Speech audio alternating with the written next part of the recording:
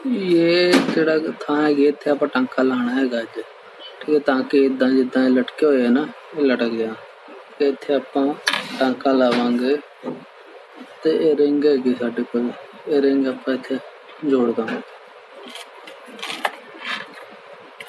ਪਹਿਲਾ ਕੰਮ ਕੀ ਹੈਗਾ ਕਿ ਇੱਥੇ ਫਾਈਲ ਹੈਗੀ ਸਾਡੇ ਕੋਲ, ਇਹਦੇ ਨਾਲ ਜਿੱਥੇ ਟਾਂਕਾ ਲਾਣਾ ਹੈਗਾ ਉਹਨੂੰ ਥੋੜਾ ਜਿਹਾ ਘਸਾਂਗੇ ਤਾਂ ਕਿ ਜਿਹੜੀ ਪਲੇਟਿੰਗ ਵਗੈਰਾ ਹੈਗੀ ਹੈ ਉਤਰ ਜੇ। ਤੇ ਰਫ ਮੈਟਲ ਜਿਹੜਾ ਹੈਗਾ ਥੱਲੇ ਬਰਾਸ ਹੈ ਜਾਂ ਕੋਪਰ ਹੈਗਾ, ਇਹ ਜਿੱਦਾਂ ਕੋਪਰ ਦਾ ਹੈਗਾ ਤਾਂ ਥੱਲੋਂ ਕੋਪਰ ਵਾਲਾ ਮੈਟਲ ਆ ਜਾਏਗਾ ਬਾਹਰ, ਠੀਕ ਹੈ। ਤਾਂ ਆਪਾਂ ਹਲਕਾ ਜਿਹਾ ਫਾਈਲ ਕਰਨਾ ਉਹਨੂੰ ਤਾਂ ਕਿ ਮੈਟਲ ਨਿਕਲੇ। ਜੇ ਆਪਾਂ ਬਿਨਾਂ ਫਾਈਲ ਕੀਤੇ ਇਹਨੂੰ ਕਰਾਂਗੇ ਸੋਲਡਰ ਤਾਂ ਕੀ ਹੋਏਗਾ, ਬੌਂਡ ਬੈਠੇਗਾ ਨਹੀਂ, जुड़ेगा नहीं आपस च ना, दो मैटल जुड़ते नहीं है, फिर फाइल करना जरूरी है।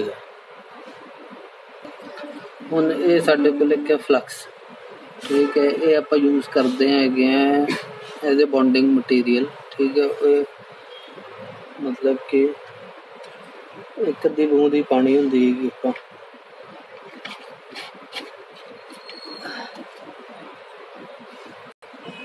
फ्लक्स मैं इत्थे डंडी ते लाई हुई है तो इनू इत्थे ला देना हैगा, ठीक है। तो आपां सोल्डर है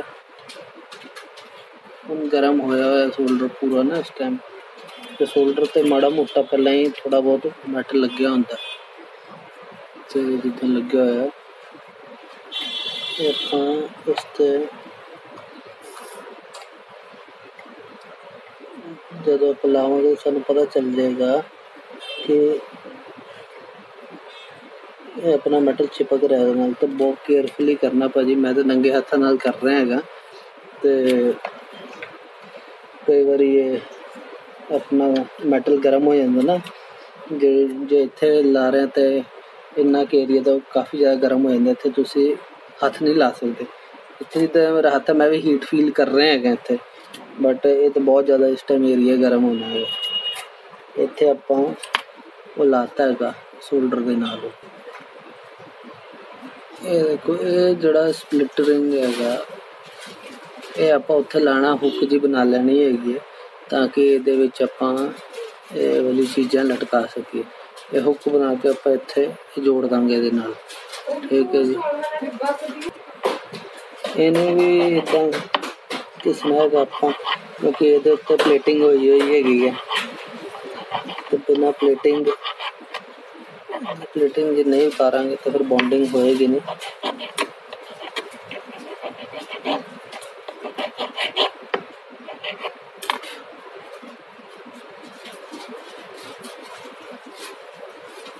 सेम ये ते फ्लक्स लानी हैगी, फ्लक्स में इत्थे हैगी गिरी हुई थोड़ी जी, तो आपां भी थोड़ा जिहा मैटल ला देना है उत्ते।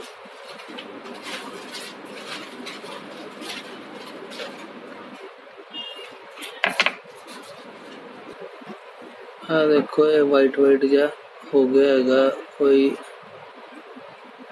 जिहड़ा मैटल है ना सोल्डर दे उत्ते। तो ਉਹਦੇ बाद फिर सानू मैटल चाहिए हैगा बॉन्डिंग करने लिए, वही लैड वाली वायर है साडे कोल जिहड़ी आपां यूज़ करते हैगे टांके लाने लैड यूज़ होंदा है। इन्ना क चाहिए होंदा सानू ना लैड लाने टांके थोड़ा जिहा। ये भी मैं ना वखरे वखरे दे पार्ट कीते हुए कि पहला थोड़ा ला के देखांगा, ਉਹਦੇ ਨਾਲ बन गई गल तो होर ला दांगा, नहीं तो थोड़े थोड़े जे दे नाल ही शुरू करो। ज़्यादा लाओगे तो वेस्टेज है, वेस्टेज दे नाल भी की हैगा कि तुहाडा बॉन्ड ही नहीं चिपकदा हैगा, पिघले ही रहिंदा हैगा हमेशा ना। तो छोटे छोटे तिन कर लो तो फिर ਉਹਦੇ ਨੂੰ यूज़ करो। ਹੁਣ ਆਪਾਂ ਇਹਨੂੰ थोड़ा जिहा सैट कर लिया हैगा कि पोजीशन जी ਇਹਦੀ नैकलेस ਦੀ सैट कर लेनी है। तो फिर ना टिप ते थोड़ी फ्लैक्स लैके ये थोड़ी इत्थे लानी है, इस ते भी लानी हैगी है। जिन्नी बार भी तुसीं टांका लाना है ना, जिन्नी बार भी हीट दे टच च ये आना है मैटल, उन्नी बार तुसीं फ्लैक्स लानी हैगी इस ते। ਇੱਥੋਂ टिप ते शोल्डर टिप ते मैटल हैगा।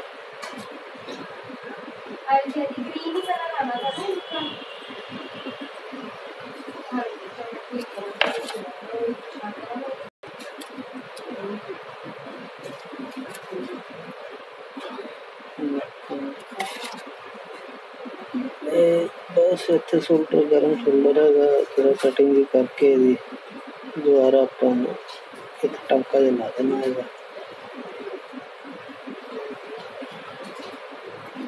बस इस ਜਿਹੜਾ ਧਿਆਨ ਮੇਨ ਦੇਣ ਵਾਲੀ ਗੱਲ ਹੈ ਉਹ ਇਹ ਹੈਗੀ ਹੈ ਕਿ ਤੁਹਾਡਾ ਜਿਹੜਾ ਮੈਟਲ ਹੈ ਯੂਜ਼ ਆਪਾਂ ਲਾ ਰਹੇ ਹਾਂ ਲੈਡ, ਉਹ ਨਾ ਐਕਸੈਸ ਹੋਣਾ ਚਾਹੀਦਾ ਨਾ ਲੈਸ ਹੋਣਾ ਚਾਹੀਦਾ ਹੈ। ਜੇ ਐਕਸੈਸ ਹੋਏਗਾ ਤੇ ਉਹ ਆਪਣਾ ਪਕੜ ਨਹੀਂ ਬਣਾਏਗਾ, ਤੇ ਜੇ ਲੈਸ ਹੋਏਗਾ ਤਾਂ ਫਿਰ ਜਵਾ ਹੀ ਨਹੀਂ ਪਕੜੇਗਾ। ਇਹ ਚੀਜ਼ ਹੈਗੀ ਹੈ, ਤੇ ਇਸ ਲਈ ਉਹਦਾ ਬੜਾ ਜ਼ਰੂਰੀ ਹੈ ਦੇਖਣਾ ਕਿ ਵੀ ਮੈਟਲ ਸਾਡੇ ਕੋਲ ਜਿਹੜਾ ਲਾਇਆ ਹੈ ਉਹ ਨਾ ਜ਼ਿਆਦਾ ਬਹੁਤ ਜ਼ਿਆਦਾ ਹੋਏ ਅਤੇ ਨਾ ਬਹੁਤ ਘੱਟ ਹੋਏ, ਕਰੈਕਟ ਕੁਆਂਟਿਟੀ। ਤੁਸੀਂ ਜਿੱਥੇ ਟਾਂਕਾ ਲਾਉਣਾ ਉੱਥੇ ਤੁਸੀਂ ਆਈਡੀਆ ਲਾ ਸਕਦੇ ਹੋ ਕਿੰਨਾ ਕੁ ਮੈਟਲ ਹੋਏਗਾ।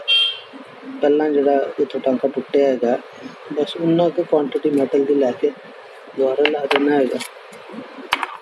ਇਸ ਟਾਈਮ ਇਹ ਬਹੁਤ ਹੌਟ ਹੈਗਾ, ਬਹੁਤ ਜ਼ਿਆਦਾ ਹੌਟ ਹੈ, ਇਹਨੂੰ ਹੱਥ ਨਹੀਂ ਲਾਉਣਾ ਹੈਗਾ। ਇਹ ਦੇਖੋ ਇੱਥੇ ਤੱਕ ਮੈਨੂੰ ਗਰਮੈਸ਼ ਦੀ ਫੀਲ ਹੋ ਰਹੀ ਹੈ, ਬਟ ਇਹ ਤਾਂ ਬਹੁਤ ਜ਼ਿਆਦਾ ਹੌਟ ਹੈ। तो भाई इतने टांके लगते हैं, 2-4 बार ट्राई करोगे तो ਤੁਹਾਨੂੰ ਸੈੱਟ ਹੋ ਜਾਏਗਾ ਸਾਰਾ ਕੁਝ, ਟਾਂਕੇ ਲਾਣੇ ਆ ਜਾਣਗੇ।